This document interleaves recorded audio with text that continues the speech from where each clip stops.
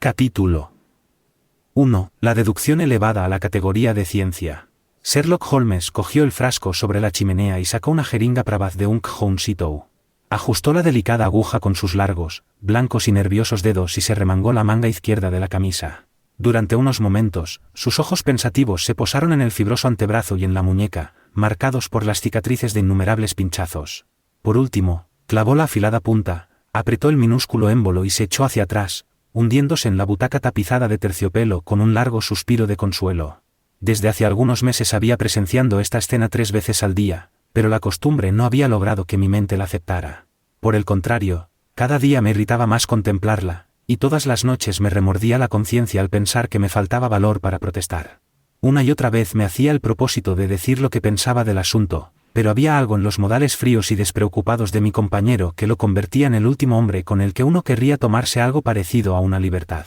Su enorme talento, su actitud dominante y la experiencia que yo tenía de sus muchas y extraordinarias cualidades me impedían decidirme a enfrentarme con él. Sin embargo, aquella tarde, tal vez a causa del bohún que había bebido en la comida, o tal vez por la irritación adicional que me produjo lo descarado de su conducta, sentí de pronto que ya no podía aguantar más. «¿Qué ha sido hoy?», pregunté. «¿Morfina o cocaína?». Holmes levantó con languidez la mirada del viejo volumen de caracteres góticos que acababa de abrir. «Cocaína», dijo, disuelta al 7%. «¿Le apetece probarla?». «Desde luego que no», respondí con brusquedad. «Mi organismo aún no se ha recuperado de la campaña de Afganistán y no puedo permitirme someterlo a más presiones». Mi vehemencia le hizo sonreír. «Tal vez tenga razón, Watson», dijo. «Supongo que su efecto físico es malo. Sin embargo, la encuentro tan trascendentalmente estimulante y esclarecedora para la mente que ese efecto secundario tiene poca importancia». «Pero piense en ello», dije yo con ardor. «Calcule lo que le cuesta. Es posible que, como usted dice, le estimule y aclare el cerebro, pero se trata de un proceso patológico y morboso, que va alterando cada vez más los tejidos y puede acabar dejándole con debilidad permanente. Y además, ya sabe qué mala reacción le provoca. La verdad es que la ganancia no compensa la inversión. ¿Por qué tiene que arriesgarse, por un simple placer momentáneo, a perder esas grandes facultades de las que ha sido dotado? Recuerde que no le hablo solo de camarada a camarada, sino como médico a una persona de cuya condición física es, en cierto modo, responsable». No pareció ofendido. Por el contrario, juntó las puntas de los dedos y apoyó los codos en los brazos de la butaca, como si disfrutara con la conversación. «Mi mente», dijo, «se rebela contra el estancamiento. Deme problemas, deme trabajo, deme el criptograma más abstruso o el análisis más intrincado, y me sentiré en mi ambiente. Entonces podré prescindir de estímulos artificiales. Pero me horroriza la aburrida rutina de la existencia. Tengo ansias de exaltación mental. Por eso elegí mi profesión, o, mejor dicho, la inventé, puesto que soy el único del mundo». «¿El único investigador particular?», dije yo, alzando las cejas. «El único investigador particular con consulta», replicó. «En el campo de la investigación, soy el último y el más alto tribunal de apelación. Cada vez que Gregson, o Lestrade, o Athelney-Jones se encuentran desorientados, que, por cierto, es su estado normal, me plantean a mí el asunto. Yo examino los datos en calidad de experto y emito una opinión de especialista. En estos casos no reclamo ningún crédito. Mi nombre no aparece en los periódicos. Mi mayor recompensa es el trabajo mismo, el placer de encontrar un campo al que aplicar mis facultades. Pero usted ya ha tenido ocasión de observar mis métodos de trabajo en el caso de Jefferson Hope». «Es verdad», dije cordialmente. «Nada me ha impresionado tanto en toda mi vida. Hasta lo he recogido en un pequeño folleto, con el título algo fantástico de Estudio en Escarlata». Holmes meneó la cabeza con aire triste. «Lo miré por encima», dijo. «Sinceramente, no puedo felicitarle por ello. La investigación es, o debería ser, una ciencia exacta, y se la debe tratar del mismo modo frío y sin emoción. Usted ha intentado darle un matiz romántico, con lo que se obtiene el mismo efecto que si se insertara una historia de amor o una fuga de enamorados en el quinto postulado de Euclides». «Pero es que lo romántico estaba ahí», repliqué. «Yo no podía alterar los hechos. Algunos hechos hay que suprimirlos o, al menos, hay que mantener un cierto sentido de la proporción al tratarlos. El único aspecto del caso que merecía ser mencionado era el curioso razonamiento analítico, de los efectos a las causas, que me permitió desentrañarlo. Me molestó aquella crítica de una obra que había sido concebida expresamente para agradarle. Confieso también que me irritó el egoísmo con el que parecía exigir que hasta la última frase de mi folleto estuviera dedicada a sus actividades personales. Más de una vez, durante los años que llevaba viviendo con él en Baker Street, había observado que bajo los modales tranquilos y didácticos de mi compañero se ocultaba un cierto grado de vanidad. Sin embargo, no hice ningún comentario y me quedé sentado, cuidando de mi pierna herida. Una bala de Jezad la había atravesado tiempo atrás y, aunque no me impedía caminar, me dolía insistentemente cada vez que el tiempo cambiaba. Últimamente, he extendido mis actividades al continente, dijo Holmes al cabo de un rato, mientras llenaba su vieja pipa de raíz de brezo. La semana pasada me consultó Francois Leviller, que, como probablemente sabrá, ha saltado recientemente a la primera fila de los investigadores franceses. Posee toda la rápida intuición de los celtas, pero le falta la amplia gama de conocimientos exactos que son imprescindibles para desarrollar los aspectos más elevados de su arte. Se trataba de un caso relacionado con un testamento, y presentaba algunos detalles interesantes. Pude indicarle dos casos similares, uno en Riga en 1857 y otro en Saint Louis en 1871, que le sugirieron la solución correcta. Y esta mañana he recibido carta suya, agradeciéndome mi ayuda. Mientras hablaba me pasó una hoja arrugada de papel de carta extranjero. Eché un vistazo por encima y capté una profusión de signos de admiración, con ocasionales magnifiques, cus de maitre y tours de force, repartidos por aquí y por allá, que daban testimonio de la ferviente admiración del francés. Le habla como un discípulo a su maestro, dije. Va, le concede demasiado valor a mi ayuda, dijo Sherlock Holmes sin darle importancia. Él mismo tiene unas dotes considerables. Posee dos de las tres facultades necesarias para el detective ideal, la capacidad de observación y la de deducción. Solo le faltan conocimientos, y eso se puede adquirir con el tiempo. Ahora está traduciendo mis obras al francés. ¿Sus obras? Ah, no lo sabía, exclamó, echándose a reír. Pues sí, soy culpable de varias monografías, todas ellas sobre temas técnicos. Aquí, por ejemplo, tengo una, sobre las diferencias entre las cenizas de los diversos tabacos. En ella cito 140 clases de cigarros, cigarrillos y tabacos de pipa, con láminas en color que ilustran las diferencias entre sus cenizas. Es un detalle que surge constantemente en los procesos criminales, y que a veces tiene una importancia suprema como pista. Sí, por ejemplo, podemos asegurar sin lugar a dudas que el autor de un crimen fue un individuo que fumaba lunca indio. Está claro que el campo de búsqueda se estrecha mucho. Para el ojo experto, existe tanta diferencia entre la ceniza negra de un trichinopoli y la ceniza blanca y esponjosa de un ojo de perdiz, como entre una lechuga y una patata. Tiene usted un talento extraordinario para las minucias, comenté. Sé apreciar su importancia. Aquí tiene mi monografía sobre las huellas de pisadas, con algunos comentarios acerca del empleo de escayola para conservar las impresiones. Y aquí hay una curiosa obrita sobre la influencia de los oficios en la forma de las manos, con litografías de manos de pizarreros, marineros, cortadores de corcho, cajistas de imprenta, tejedores y talladores de diamantes. Es un tema de gran importancia práctica para el detective científico, sobre todo en casos de cadáveres no identificados, y también para averiguar el historial de los delincuentes. Pero le estoy aburriendo con mis aficiones. Nada de eso, respondí con vehemencia. Me interesa mucho, y más habiendo tenido la oportunidad de observar cómo lo aplica a la práctica. Pero hace un momento hablaba usted de observación y deducción.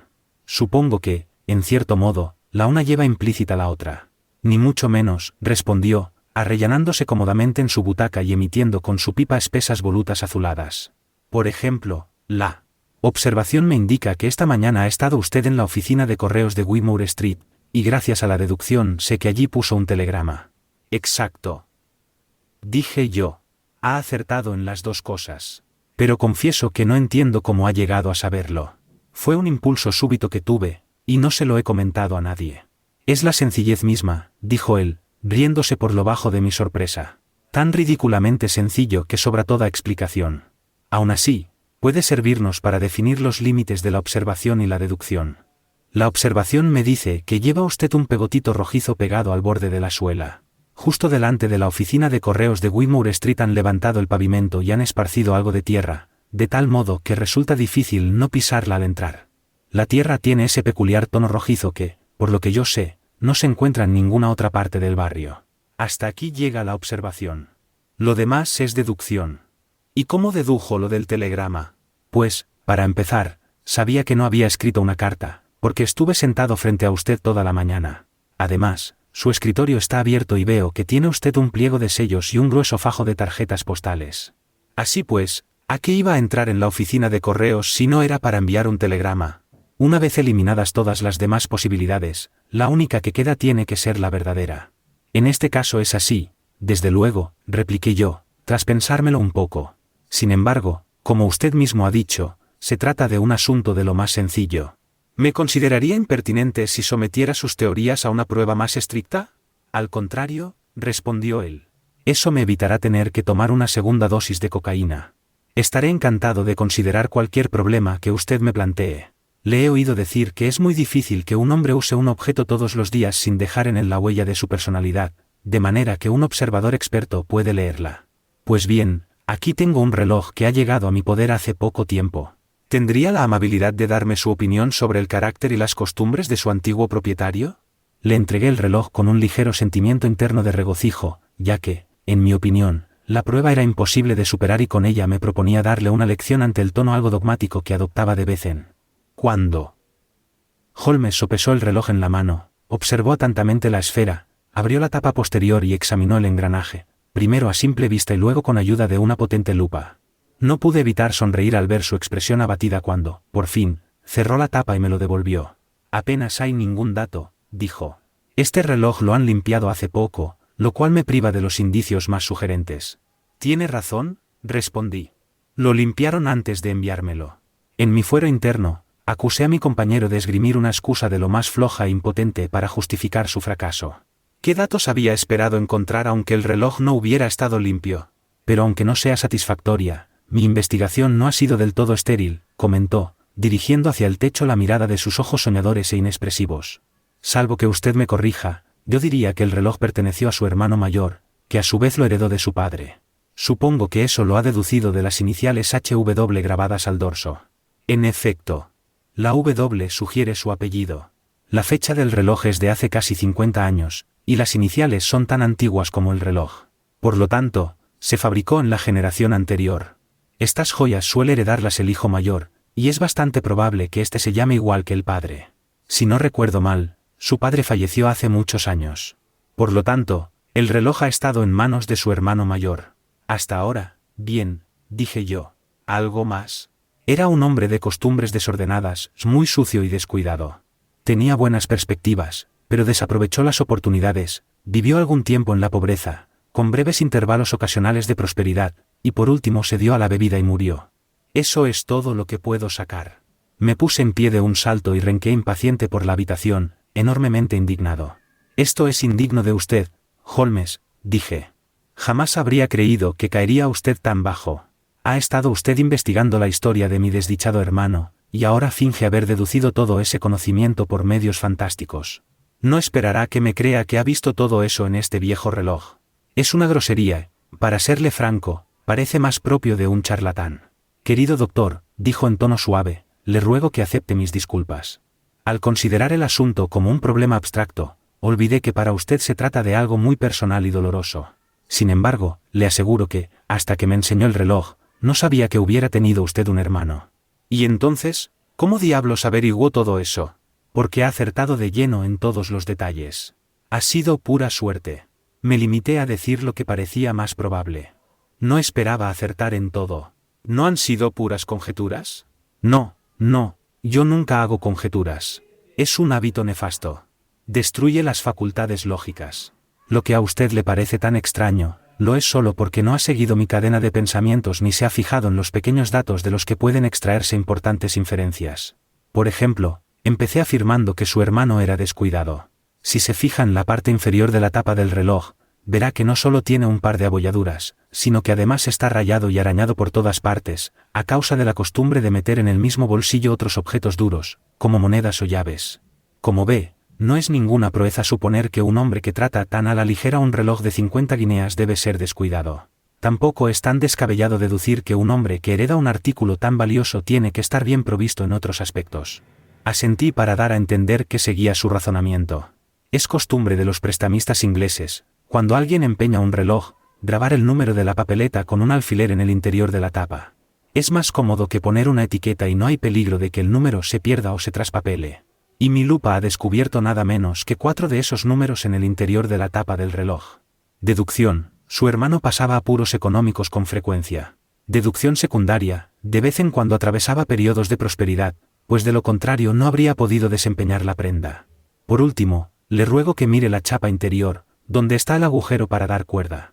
Fíjese en que hay miles de rayas alrededor del agujero, causadas al resbalar la llave de la cuerda. ¿Cree que la llave de un hombre sobrio dejaría todas esas marcas? Sin embargo, nunca faltan en el reloj de un borracho. Le daba cuerda por la noche y dejó la marca de su mano temblorosa.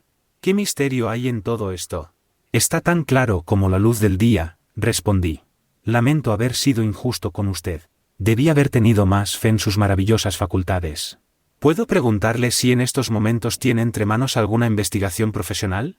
Ninguna. De ahí lo de la cocaína. No puedo vivir sin hacer trabajar el cerebro. ¿Qué otra razón hay para vivir? Mire por esa ventana. ¿Alguna vez ha sido el mundo tan lúgubre, triste e improductivo? Mire esa niebla amarilla que hace remolinos por la calle y se desliza ante esas casas grises. ¿Puede haber algo más desesperantemente prosaico y material? ¿De qué sirve tener talento, doctor, si no se tiene campo en el que aplicarlo?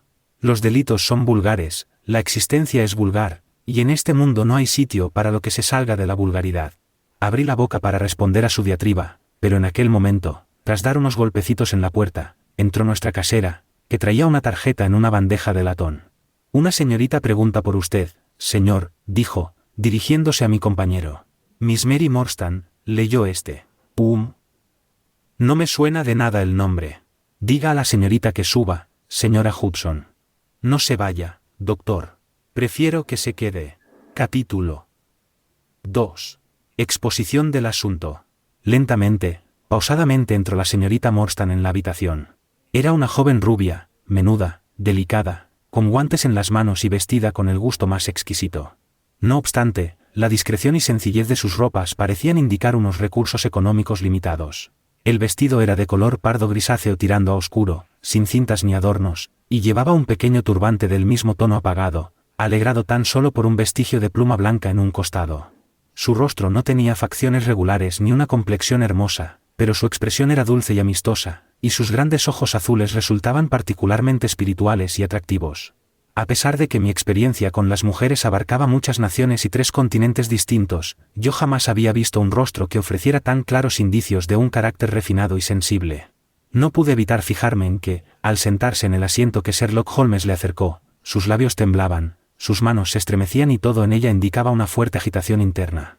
He acudido a usted, señor Holmes, dijo, porque en cierta ocasión ayudó a la señora de Cecil Forrester, para la que yo trabajaba, a resolver una pequeña complicación doméstica. Quedó muy impresionada por su amabilidad y talento. La señora de Cecil Forrester, repitió Holmes, pensativo. Sí, creo que le presté un pequeño servicio. Pero me parece recordar que se trataba de un caso realmente sencillo. A ella no se lo pareció. Pero del mío, por lo menos, no podrá usted decir lo mismo.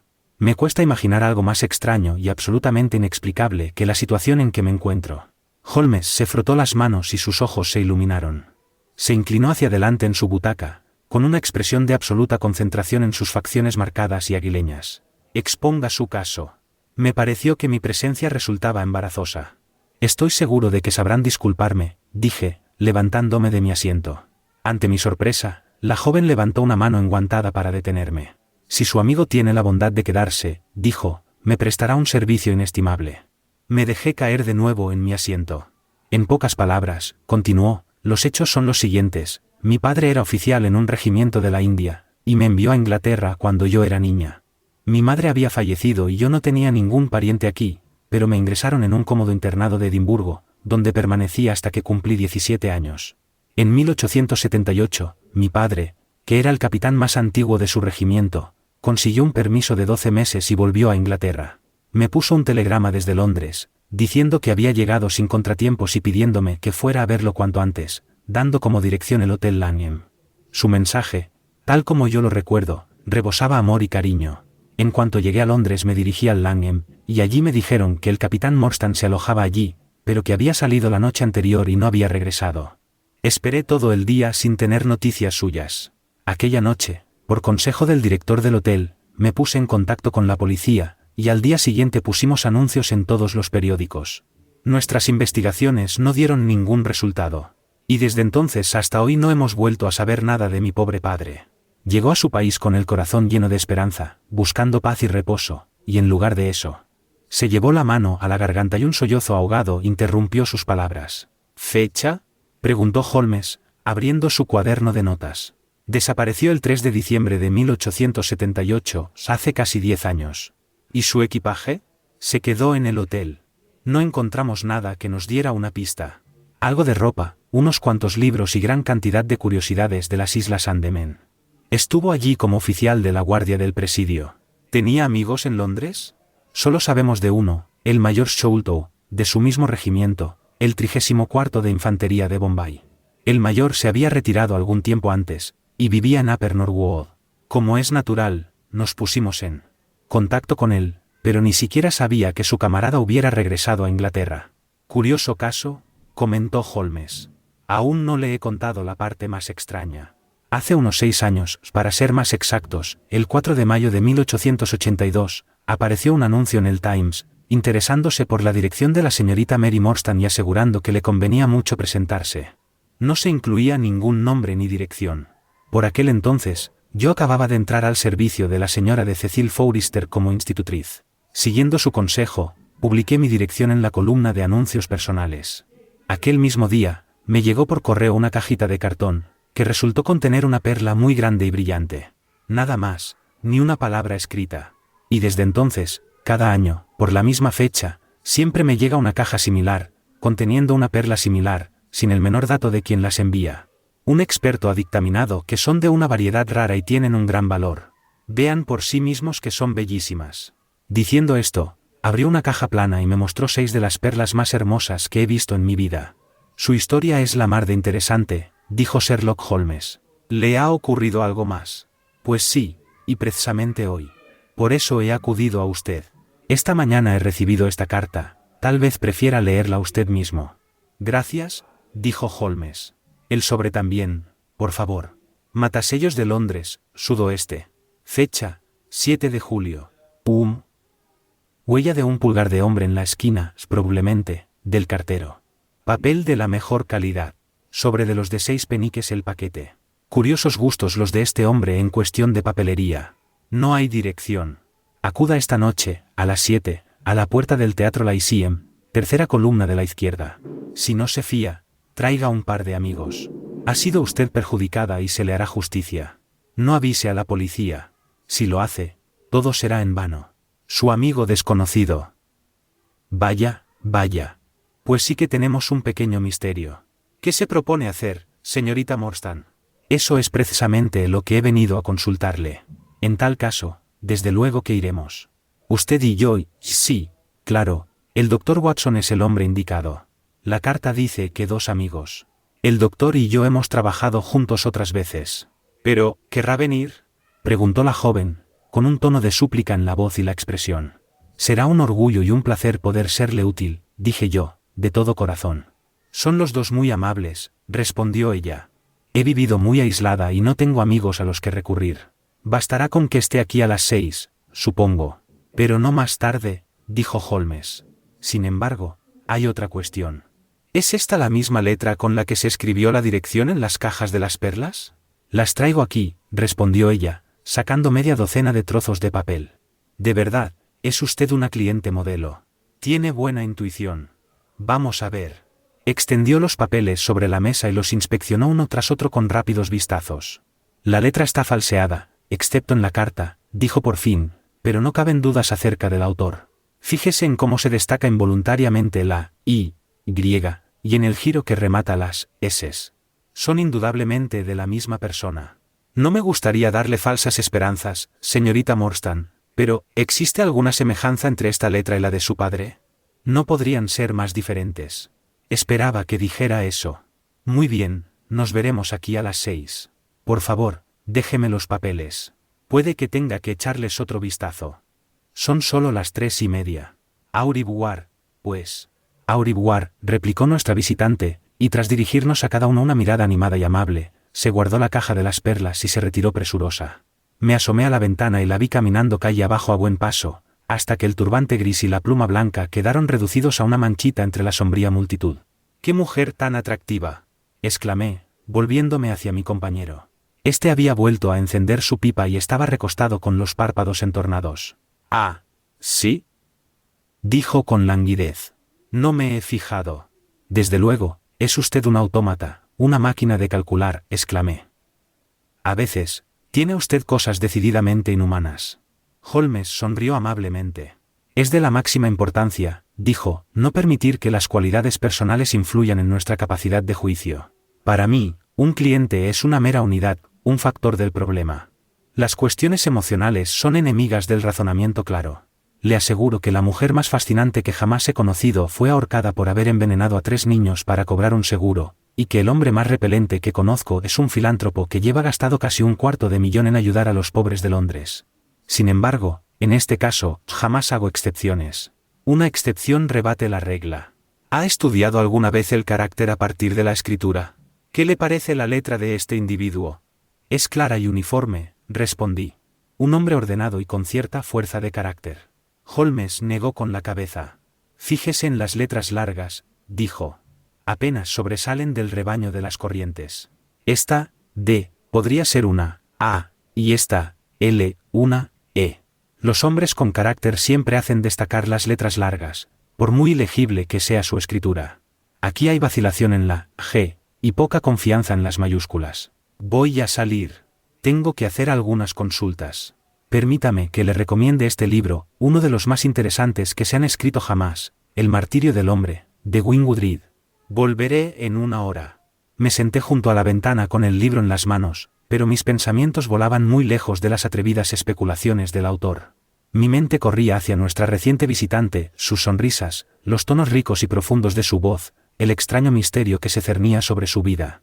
Si tenía 17 años cuando desapareció su padre, ahora debía de tener 27, una edad espléndida, cuando la juventud ha perdido su arrogancia y se vuelve algo más sensata gracias a la experiencia.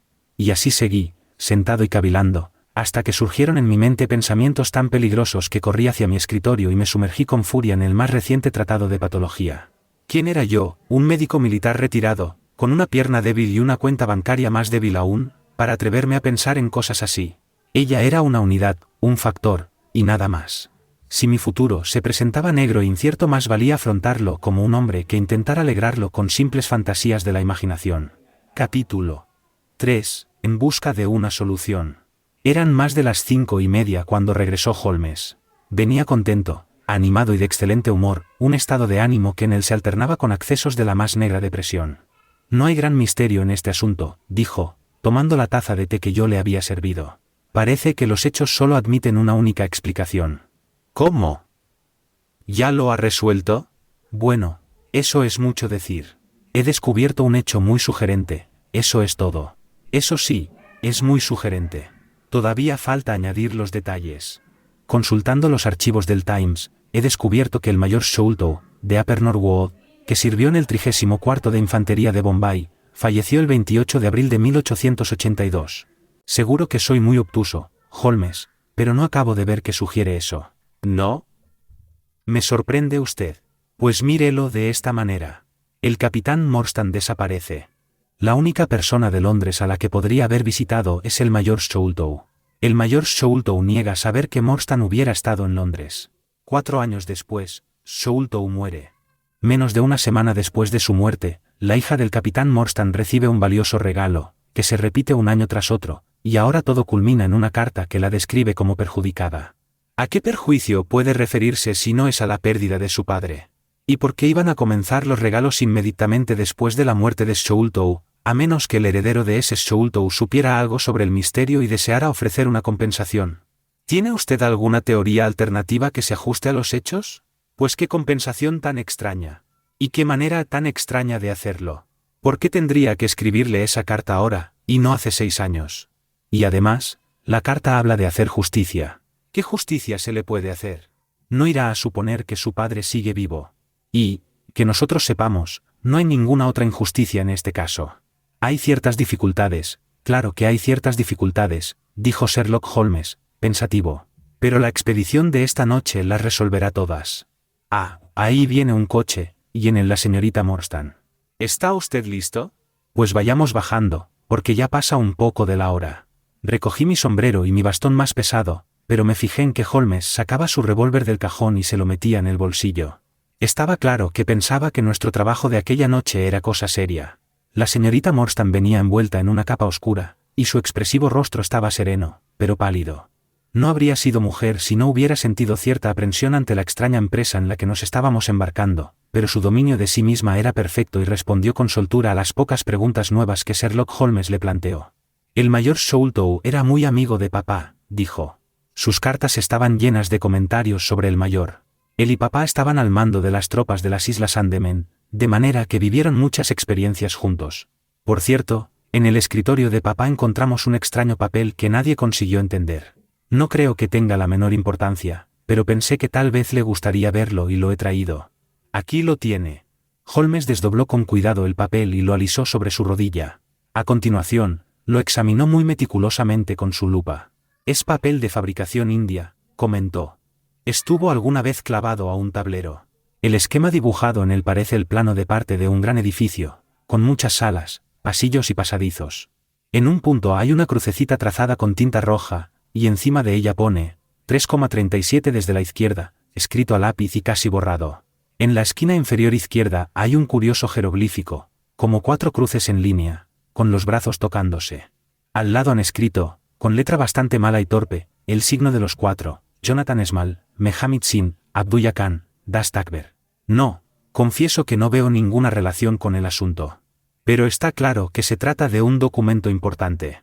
Lo han tenido cuidadosamente guardado en una libreta de bolsillo, porque está igual de limpio por un lado que por el otro. Lo encontramos en su libreta de bolsillo. Pues guárdelo con cuidado, señorita Morstan, porque puede que nos sea útil. Empiezo a sospechar que este caso puede resultar mucho más complicado y sutil de lo que supuse al principio. Tendré que reconsiderar mis ideas.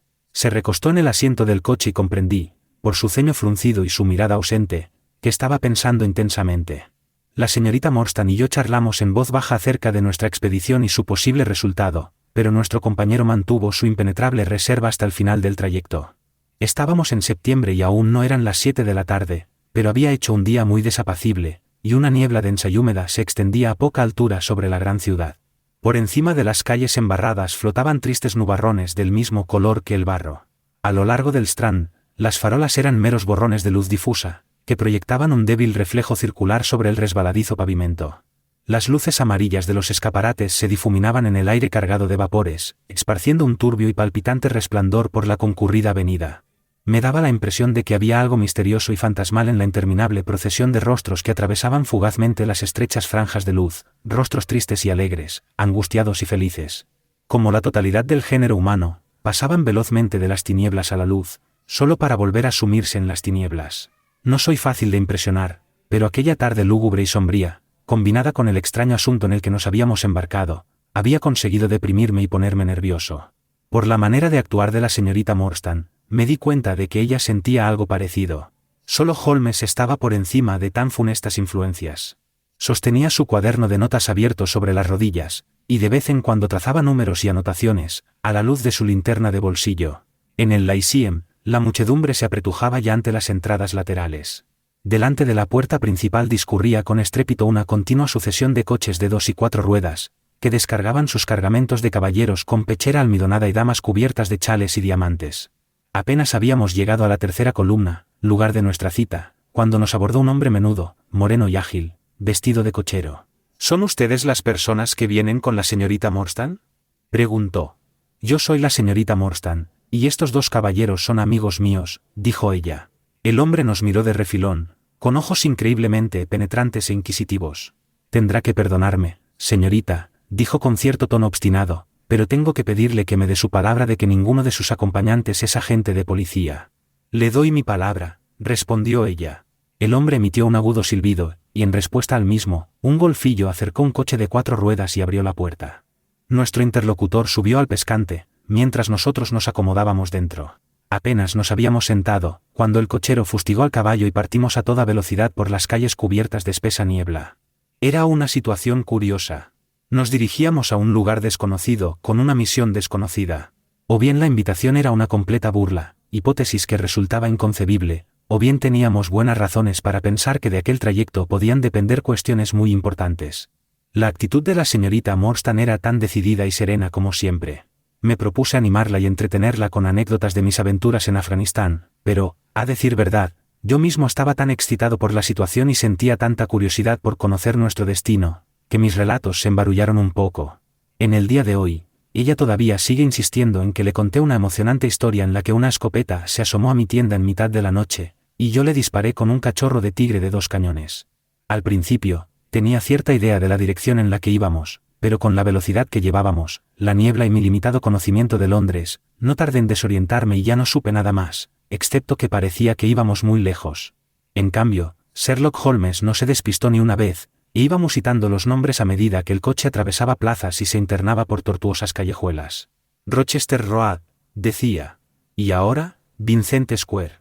Ahora saldremos a la calle del puente de Vauxhall. Parece que vamos hacia la parte de Surrey. Sí, lo que yo decía. Ya estamos en el puente. Se alcanza a ver el río. En efecto, pudimos ver de manera fugaz un tramo del Támesis, con las farolas brillando sobre sus anchas y tranquilas aguas, pero el coche siguió adelante a toda velocidad y se introdujo rápidamente en el laberinto de calles de la otra orilla. Wandsworth Road, dijo mi compañero. Priory Road. Larkhall Lane. Stockwell Place. Robert Street. Coldarbour Lane. No parece que nuestra expedición nos lleve a zonas muy elegantes. Efectivamente, habíamos llegado a una barriada bastante sospechosa y desagradable.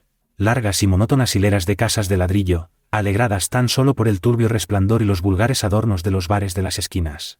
Pasamos luego ante varias manzanas de casas de 2 plantas, todas ellas con un minúsculo jardín delante, y otra vez las interminables filas de edificios nuevos de ladrillo, monstruosos tentáculos que la gigantesca ciudad extendía hacia el campo.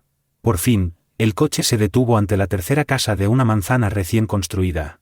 Ninguna de las otras casas estaba habitada, y la que parecía nuestro destino estaba tan a oscuras como sus vecinas, excepto por un débil resplandor en la ventana de la cocina. Sin embargo, en cuanto llamamos a la puerta, la abrió al instante un sirviente indio ataviado con turbante amarillo, ropa blanca holgada y una faja amarilla. Había algo extraño e incongruente en aquella figura oriental enmarcada en el umbral de una vivienda suburbana de tercera clase. El Sahib los aguarda, dijo. Aún no había terminado de hablar cuando una voz aguda y chillona gritó desde alguna habitación interior: «Hazlos pasar, Khidmutgar. Que pasen enseguida».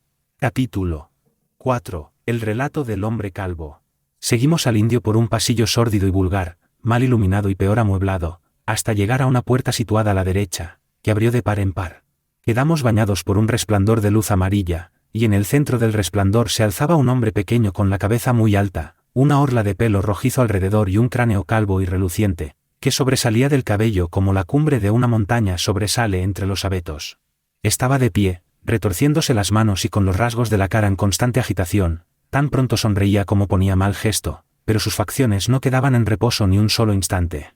La naturaleza le había dotado de un labio colgante y una hilera demasiado visible de dientes amarillentos e irregulares, que procuraba ocultar sin mucho entusiasmo pasándose la mano por la parte inferior del rostro. A pesar de su prominente calva, daba la impresión de ser joven. Y de hecho, acababa de cumplir 30 años. A su servicio, señorita Morstan, repitió varias veces, con su voz aguda y penetrante. A su servicio, caballeros. Por favor, pasen a mi humilde santuario. Un pequeño rincón, señorita, pero amueblado a mi gusto. Un oasis de arte en el ruidoso desierto del sur de Londres. Todos nos quedamos asombrados por el aspecto de la habitación a la que nos invitaba a entrar.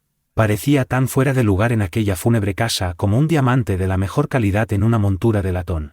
Las paredes estaban cubiertas por espléndidas cortinas y deslumbrantes tapices, recogidos aquí y allá para dejar sitio a algún cuadro lujosamente enmarcado o a un jarrón oriental. La alfombra, de colores ámbar y negro, era tan blanda y tan gruesa que los pies se hundían agradablemente en ella, como en una capa de musgo. 2 grandes pieles de tigre extendidas sobre la alfombra acentuaban la impresión de lujo oriental, a la que contribuía una enorme juque colocada sobre una esterilla en un rincón. Una lámpara con forma de paloma de plata colgaba de un cable casi invisible en el centro de la habitación. Al arder, impregnaba el aire de un aroma sutil. «Soy Thaddeus Choultou», dijo el hombrecillo, sin dejar de temblar y sonreír. «Ese es mi nombre. Usted, naturalmente, es la señorita Morstan. Y estos caballeros. Este es el señor Sherlock Holmes, y este el doctor Watson». «Un médico, ¿eh?», exclamó, muy excitado. «¿Ha traído su estetoscopio?». Podría pedirle, tendría la amabilidad de. Tengo serias dudas acerca de mi válvula mitral, y si fuera tan amable. En la aorta puedo confiar, pero me gustaría conocer su opinión sobre la mitral. Le ausculté el corazón como me pedía, pero no escuché nada normal, aparte de que era evidente que sufría un ataque extremo de miedo, ya que temblaba de pies a cabeza. Parece normal, dije. No tiene por qué preocuparse. Tendrá que perdonar mi ansiedad, señorita Morstan, dijo en tono afectado. Tengo muy mala salud y hace tiempo que sospechaba de esa válvula. Me alegra muchísimo oír que mis sospechas eran infundadas. Si su padre, señorita Morstan, no hubiera sometido su corazón a tantas tensiones, tal vez estaría vivo todavía. Me dieron ganas de cruzarle la cara, de tanto que me indignó su cruel e innecesaria alusión a un tema tan delicado. La señorita Morstan se sentó, completamente pálida. Siempre tuve la corazonada de que había fallecido, dijo. Puedo darle toda la información al respecto, dijo él. Y lo que es más, puedo hacerle justicia. Y lo haré, diga lo que diga mi hermano Bartolomé. Me alegro de que hayan venido sus amigos, no solo para escoltarla, sino también para que sean testigos de lo que me dispongo a hacer y decir. Entre los tres podremos hacer frente a mi hermano Bartolomé, pero que no intervengan extraños, ni policías ni funcionarios. Podemos arreglarlo todo perfectamente entre nosotros, sin ninguna interferencia. Nada molestaría tanto a mi hermano Bartolomé como la publicidad. Se sentó en un canapé bajo y nos miró inquisitivamente, sin dejar de guiñar sus ojos azules, miopes y acuosos. Por mi parte, dijo Holmes, lo que usted vaya a decirnos quedará entre nosotros. Yo asentí para mostrar mi conformidad. Perfecto, perfecto, dijo Sholto. ¿Le apetece un vaso de Chianti, señorita Morstan? ¿O de Touka? No tengo ninguna otra clase de vino. ¿Quiere que abra una botella? ¿No? Muy bien. Confío en que no pondrá objeciones al tabaco, al balsámico olor del tabaco oriental. Estoy un poco nervioso y mi juque es para mí un sedante maravilloso. Aplicó una cerilla a la gran cazoleta de la pipa, y el humo burbujeó alegremente a través del agua de rosas. Los tres nos sentamos en semicírculo, adelantando la cabeza y apoyando la barbilla en las manos, mientras el extraño y tembloroso hombrecillo de cráneo alto y reluciente aspiraba inquietas bocanadas en el centro. Cuando decidí comunicarle todo esto, dijo, podría haberle dado mi dirección desde un principio, pero tuve miedo de que no hiciera caso de mis condiciones y trajera con usted gente desagradable. Así pues, me tomé la libertad de concertar una cita de manera que mi sirviente Williams pudiera verlos antes. Tengo completa confianza en su discreción y le ordené que, si no quedaba satisfecho, no siguiera adelante. Tendrá que perdonarme estas precauciones, pero soy hombre de costumbres reservadas, e incluso podría decir de gustos refinados, y no hay nada tan antiestético como un policía. Me repugnan por naturaleza todas las manifestaciones de burdo materialismo. Casi nunca entro en contacto con la masa vulgar. Vivo, como usted ve, rodeado de una cierta atmósfera de elegancia. Podríamos decir que soy un mecenas de las artes. Son mi debilidad. Ese paisaje es un auténtico Kourouï, aunque un entendido podría sentir ciertas dudas acerca de ese Salvatore Rosa, con este Bouguereau no puede caber la menor duda. Me encanta la escuela francesa moderna. Perdone usted, señor Sholto, dijo la señorita Morstan, pero he venido aquí a petición suya para enterarme de algo que usted desea contarme. Es ya muy tarde y me gustaría que la entrevista fuera lo más breve posible. En el mejor de los casos, creo que nos tomará algún tiempo, respondió él. Porque, naturalmente, tendremos que ir a Norwood a ver a mi hermano Bartolomé. Podemos ir todos y trataremos de convencerlo. Está muy enfadado conmigo por haber tomado la iniciativa que me parecía justa. Anoche tuvimos unas palabras bastante fuertes. No pueden imaginar lo terrible que se pone cuando está furioso. Si vamos a ir a Norwood, tal vez convendría salir ya, me atreví a sugerir. Sholto se echó a reír hasta que las orejas se le pusieron completamente rojas. Así no adelantaríamos nada, exclamó. No sé lo que diría si me presentara con ustedes así, de repente. No, tengo que prepararles, explicándoles cuáles son nuestras respectivas posiciones. En primer lugar, debo decirles que hay ciertos detalles de la historia que yo mismo ignoro.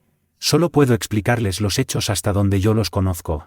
Como ustedes habrán adivinado, mi padre era el mayor John Sholto, del ejército de la India. Se retiró hace unos 11 años y se instaló en el pabellón Pondicherry, en Upper Norwood. En la India le había ido bien y se trajo de allá una considerable cantidad de dinero, una gran colección de valiosas curiosidades y un equipo de sirvientes nativos. Con estos recursos se compró una casa y vivió con todo lujo. Mi hermano gemelo Bartolomé y yo éramos sus únicos hijos. Recuerdo muy bien la sensación que provocó la desaparición del capitán Morstan. Leímos los detalles en la prensa, y como sabíamos que había sido amigo de nuestro padre, comentábamos el caso con toda libertad en su presencia. Incluso participaba en nuestras especulaciones sobre lo que podría haber ocurrido. Ni por un instante sospechamos que él estuviera al corriente del secreto, que solo él, entre todos los hombres, sabía que había sido de Arthur Morstan.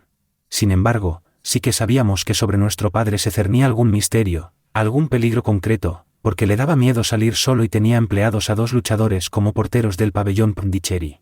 Williams, el que les ha traído aquí esta noche, era uno de ellos. En sus tiempos fue campeón de Inglaterra de los pesos ligeros. Nuestro padre nunca nos dijo de que tenía miedo, pero sentía una extraordinaria aversión hacia los hombres con pata de palo. En una ocasión llegó a disparar su revólver contra un hombre con pata de palo, que resultó ser un inofensivo vendedor ambulante que iba de casa en casa. Tuvimos que pagar una elevada suma para silenciar el asunto. Mi hermano y yo creíamos que se trataba de una simple manía de nuestro padre, pero los acontecimientos posteriores nos hicieron cambiar de opinión. A principios de 1882, mi padre recibió una carta de la India que le causó un gran sobresalto. Al abrirla, estuvo a punto de desmayarse en la mesa del desayuno, y desde aquel día estuvo enfermo hasta que murió. Jamás pudimos descubrir lo que decía aquella carta, pero mientras la tenía en las manos, pude ver que era breve y estaba escrita con muy mala letra. Desde hacía varios años, nuestro padre padecía de dilatación del bazo, pero a partir de entonces se empeoró rápidamente y hacia finales de abril supimos que no había esperanzas y que quería hacernos una revelación postrera. Cuando entramos en su habitación, estaba incorporado en la cama con ayuda de varias almohadas y respiraba con dificultad. Nos pidió que cerráramos la puerta y que nos situáramos uno a cada lado de la cama. Entonces, cogiéndonos de las manos, nos contó una historia extraordinaria, con una voz quebrada por la emoción y el dolor a partes iguales. Voy a intentar repetírsela a ustedes con sus mismas palabras. Solo hay una cosa, nos dijo, que me pesa en la conciencia en este momento supremo. Es la manera en que me he portado con la pobre huérfana de Morstan. La maldita codicia, que ha sido mi principal pecado durante toda mi vida, la ha privado del tesoro, cuando le correspondía por lo menos la mitad del mismo. Y sin embargo, yo tampoco lo he aprovechado. ¿Qué cosa tan ciega y estúpida es la avaricia? La simple sensación de poseerlo me resultaba tan agradable que no podía soportar la idea de compartirlo con nadie. ¿Veis esa diadema con cuentas de perlas que hay junto al frasco de quinina? Pues ni siquiera de eso fui capaz de desprenderme, aunque lo había sacado con la intención de enviárselo. Vosotros, hijos míos, le daréis una parte justa del tesoro de Agra. Pero no le enviéis nada, ni siquiera la diadema, hasta que yo haya muerto. Al fin y al cabo, hay quien ha estado tan mal como yo y se ha recuperado. Voy a contaros cómo murió Morstan, continuó. Llevaba años enfermo del corazón, pero no se lo había dicho a nadie. Yo era el único que lo sabía. Cuando él y yo estábamos en la India, por una extraña serie de acontecimientos, llegó a nuestro poder un importante tesoro. Yo me lo traje a Inglaterra, y cuando llegó Morstan, aquella misma noche vino derecho aquí a reclamar su parte. Vino andando desde la estación y le abrió la puerta el viejo y leal Lal Choudhar, que en paz descanse. Morstan y yo tuvimos una diferencia de opiniones sobre el reparto del tesoro y nos cruzamos palabras muy fuertes. En un ataque de ira, Morstan se puso en pie de un salto, de pronto, se llevó la mano al costado, se le oscureció el rostro y cayó hacia atrás, golpeándose la cabeza contra la esquina del cofre del tesoro. Cuando me incliné sobre él, descubrí horrorizado que había muerto. Me quedé mucho tiempo sentado y medio atontado, preguntándome qué podía hacer. Naturalmente, mi primer impulso fue pedir ayuda, pero me daba perfecta cuenta de que era muy probable que me acusaran de asesinato. El que hubiera muerto durante una disputa y la herida que tenía en la cabeza eran indicios muy graves en mi contra. Por otra parte, era imposible realizar una investigación oficial sin que saliera a relucir la historia del tesoro, que yo estaba firmemente decidido a mantener en secreto. Él me había dicho que nadie en el mundo sabía dónde había ido. Me pareció que no había ninguna necesidad de que alguien lo supiera jamás. Todavía seguía dándole vueltas al asunto cuando levanté la mirada y vi a mi sirviente Lal Choudhar en el umbral de la puerta. Entró con sigilo y cerró la puerta con pestillo. No tema, Sahib, dijo. Nadie tiene por qué saber que usted lo ha matado. Esconderemos el cadáver y ¿quién va a enterarse? Yo no lo maté, dije. Lal Choudhar meneó la cabeza y sonrió. Lo he oído todo, Sahib, dijo. Oí la pelea y oí el golpe. Pero mis labios están sellados. Todos están dormidos en la casa. Lo sacaremos entre los dos. Aquello bastó para decidirme. Si mi propio sirviente era incapaz de creer en mi inocencia, ¿Cómo podía esperar que me creyeran 12 estúpidos tenderos formando parte de un jurado? Aquella misma noche, Lal Chowdhury y yo nos deshicimos del cadáver y a los pocos días todos los periódicos de Londres hablaban de la misteriosa desaparición del capitán Morstan. Os cuento todo esto para que veáis que no fue culpa mía. Si soy culpable en cambio de haber escondido no solo el cadáver sino también el tesoro, y de haberme quedado con la parte de Morstan, además de la mía. Por eso quiero que vosotros os encarguéis de reparar mi falta. Acercad el oído a mi boca. El tesoro está escondido en... En aquel instante, su rostro sufrió una horrible transformación. Se le desorbitaron los ojos, se le desencajó la mandíbula y gritó, con una voz que jamás podré olvidar: no le dejéis entrar. Por amor de Dios, no le dejéis entrar. Los dos nos volvimos hacia la ventana que teníamos a la espalda, en la que nuestro padre tenía clavada la mirada. Una cara nos miraba desde la oscuridad. Pudimos ver su nariz blanqueada al aplastarse contra el cristal. Era un rostro barbudo, con ojos feroces y crueles y una expresión de maldad concentrada. Mi hermano y yo corrimos hacia la ventana, pero el hombre había desaparecido. Cuando regresamos junto a nuestro padre, su cabeza se había desplomado y su pulso había dejado de latir. Aquella noche registramos el jardín sin encontrar ni rastro del intruso, exceptuando una única pisada bajo la ventana, en un macizo de flores. De no ser por aquella huella, habríamos podido pensar que aquel rostro feroz era un producto de nuestra imaginación. Sin embargo, pronto tuvimos una nueva y contundente prueba de que alguna fuerza secreta actuaba a nuestro alrededor. Por la mañana encontramos abierta la ventana de la habitación de nuestro padre, habían revuelto todos sus armarios y cajones, y le habían prendido al pecho un papel arrugado, con las palabras «el signo de los 4». Jamás supimos lo que significaba aquella frase, ni quién podía haber sido nuestro misterioso visitante. Por lo que pudimos apreciar, no había robado ninguna de las pertenencias de nuestro padre, aunque lo había revuelto todo. Naturalmente, mi hermano y yo relacionamos este curioso incidente con el miedo que había atormentado a nuestro padre cuando estaba vivo, pero sigue siendo un completo misterio para nosotros. El hombrecillo se inclinó para volver a encender su juque y estuvo unos momentos dando chupadas, con expresión pensativa.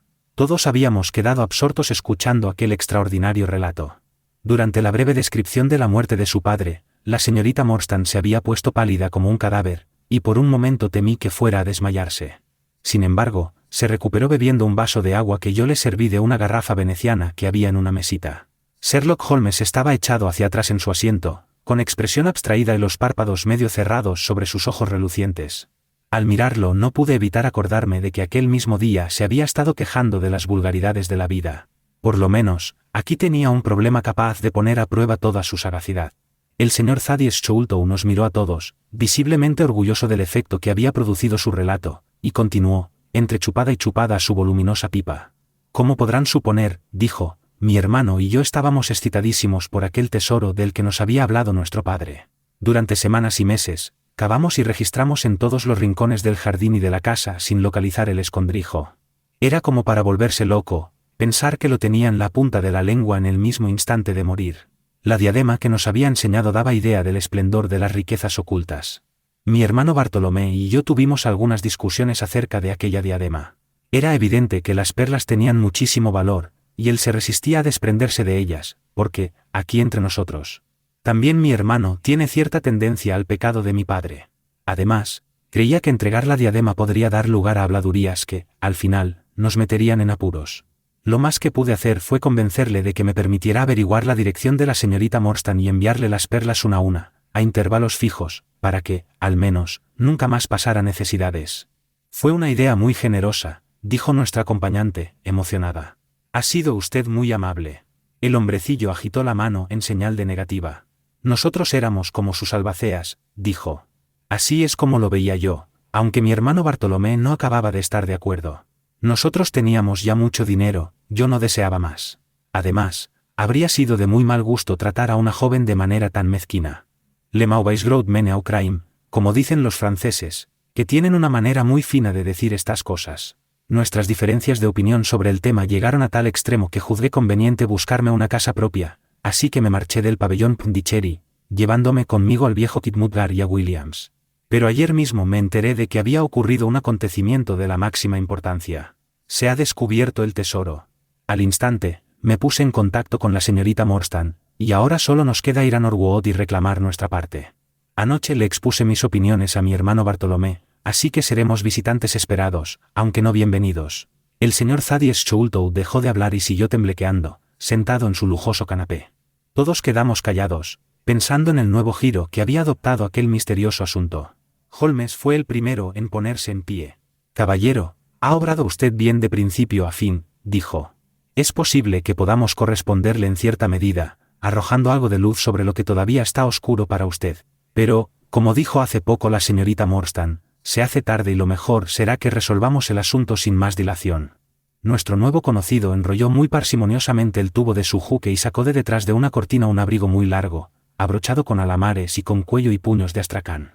Se lo abotonó hasta arriba, a pesar de que la noche era bastante sofocante, y completó su atuendo encasquetándose un gorro de piel de conejo con orejeras, de manera que no quedó visible parte alguna de su cuerpo, excepto su cara gesticulante y puntiaguda. Tengo la salud algo frágil, comentó mientras abría la marcha por el pasillo. Me veo obligado a vivir como un achacoso. El coche nos aguardaba fuera y era evidente que nuestro programa estaba organizado de antemano, porque el cochero arrancó inmediatamente a paso rápido. Thaddeus Sholto hablaba sin parar, con una voz que destacaba muy por encima del traqueteo de las ruedas. Bartolomé es un tipo listo, dijo.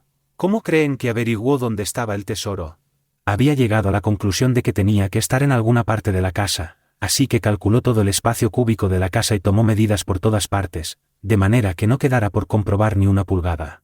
Entre otras cosas, descubrió que la altura del edificio era de 74 pies, pero que sumando las alturas de todas las habitaciones y dejando margen suficiente para los espacios entre ellas, que verificó haciendo calas, el total no pasaba de 70 pies. Faltaban 4 pies por alguna parte. Solo podían estar en lo alto del edificio, así que abrió un agujero en el techo de yeso de la habitación más alta y allí, efectivamente, encontró un pequeño desván, completamente tapiado, que nadie conocía. En el centro estaba el cofre del tesoro, colocado sobre 2 vigas. Lo descolgó a través del agujero y allí lo tiene. Ha calculado el valor de las joyas en $500,000 de libras esterlinas, como mínimo. Al oír aquella gigantesca cifra, todos nos miramos con ojos desorbitados. Si podíamos hacer valer sus derechos, la señorita Morstan dejaría de ser una humilde institutriz para convertirse en la heredera más rica de Inglaterra. Cualquier amigo leal habría tenido que alegrarse ante semejante noticia, pero confieso avergonzado que me dejé vencer por el egoísmo y sentí que el corazón me pesaba como si fuera de plomo. Balbuceé unas cuantas y entrecortadas palabras de felicitación y me quedé abatido, con la cabeza gacha, sordo al parloteo de nuestro nuevo amigo. Decididamente, el hombre era un hipocondríaco sin remedio, y yo era vagamente consciente de que iba enumerando interminables series de síntomas y suplicando información acerca de la composición y efectos de innumerables potingues de charlatán, varios de los cuales llevaba en el bolsillo, en un estuche de cuero. Confío en que no recuerdo ninguna de las respuestas que le di aquella noche. Holmes asegura que me oyó advertirle del gran peligro que supone tomar más de 2 gotas de aceite de ricino, y que le recomendé estricnina en grandes dosis como sedante. Sea lo que fuere, lo cierto es que sentí un gran alivio cuando nuestro coche se detuvo con una sacudida y el cochero saltó a tierra para abrirnos la puerta. Esto, señorita Morstan, es el pabellón Pondicherry, dijo Thaddeus Sholto mientras le ofrecía la mano para bajar. Capítulo 5. El drama de pabellón Pondicherry. Eran casi las 11 de la noche cuando llegamos a esta etapa final de nuestra aventura nocturna. Habíamos dejado atrás la niebla húmeda de la ciudad y hacía bastante buena noche. Soplaba un viento cálido del oeste, y por el cielo se desplazaban densas nubes, entre cuyas aberturas asomaba de vez en cuando la media luna.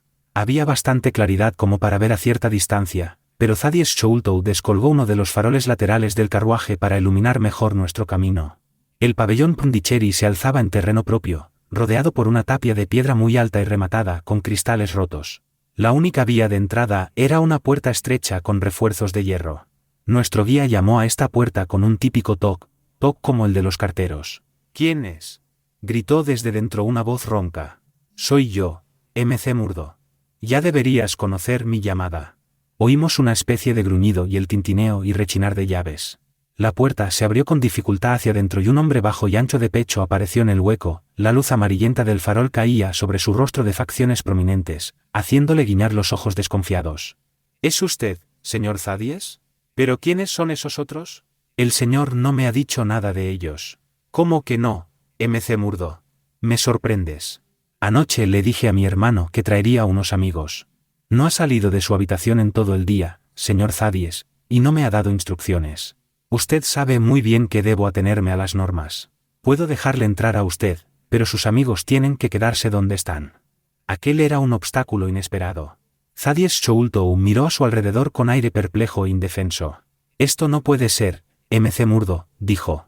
Si yo respondo de ellos, con eso debe bastarte. ¿Y qué me dices de la señorita? No puede quedarse esperando en la carretera a estas horas. Lo siento mucho, señor Thaddeus, dijo el portero, inexorable. Esta gente pueden ser amigos suyos y no serlo del señor. Él me paga bien para que cumpla mi tarea, y yo cumplo mi tarea. No conozco a ninguno de sus amigos. Sí que conoce a alguno, MC Murdo, exclamó Sherlock Holmes jovialmente. No creo que se haya olvidado de mí. ¿No se acuerda del aficionado que peleó 3 asaltos con usted en los salones Allison la noche de su homenaje, hace 4 años?